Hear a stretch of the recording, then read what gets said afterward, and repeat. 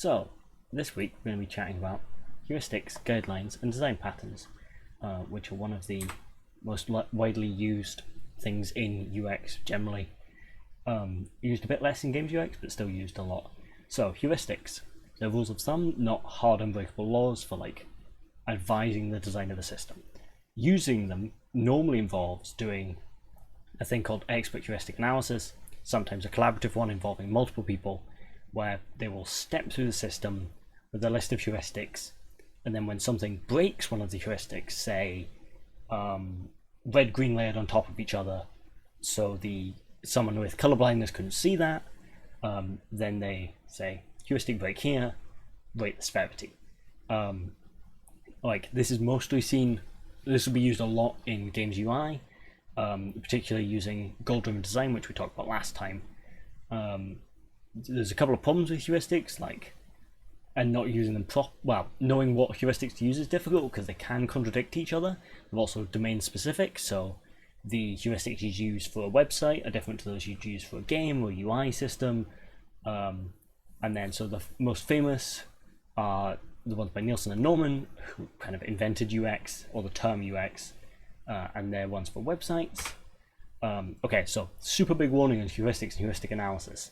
They're the most abused part of all of UX. So there's a famous quote from, I can't remember if it's from Nielsen or Norman, it's from one of the two of them, which is, if you could do nothing else, do heuristic analysis. However, businesses and people took this to mean just do heuristic analysis.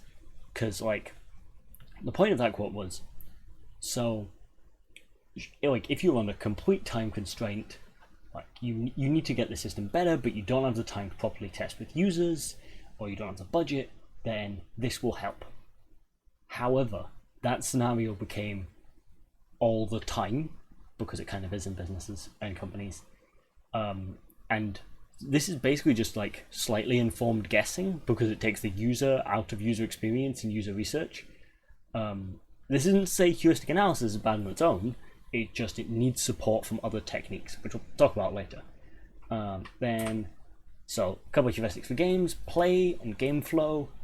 Play is designed for always built for massive AAA game experiences, talks much wider about design and writing. And then a more specific one is the game approachability principles, which is heuristics designed for tutorials and new levels and new player experience. There we go. So now to guidelines. So guidelines are a set of rules to follow in making your stuff. The difference is that guidelines have to be followed and are generally more specific. So you often see these in big government organizations or big companies where anything they produce must follow these rules. So for a specific example, provide text alternatives to non-text content.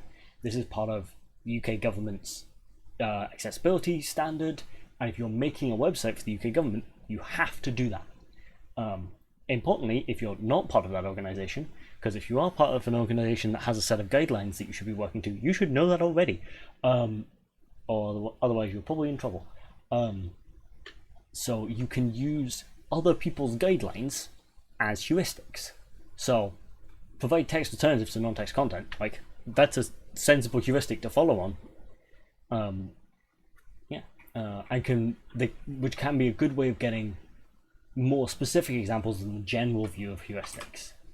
And finally, something developers will be much more, programmers will be much more familiar with, are design patterns. So these go further than heuristics or guidelines by suggesting solutions to common problems, right? So a tree is a design pattern for storing information in programming, but you might have a design pattern for, say, making sure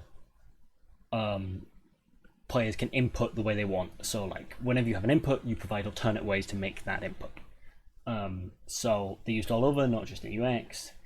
If you take nothing else away from this video, then it's able gamers accessible design patterns in making your games. There'll be a link in the description. They're really useful.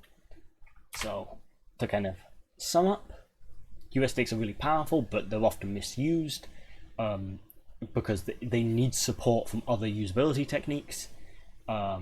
Guidelines are mostly used in large organizations. Design patterns are like heuristics, but provide solutions to common problems, and are also the easiest to explain to developers or to like programmers and stuff because they know what a design pattern is. So also use the able gamer's accessible design patterns. And that is a video.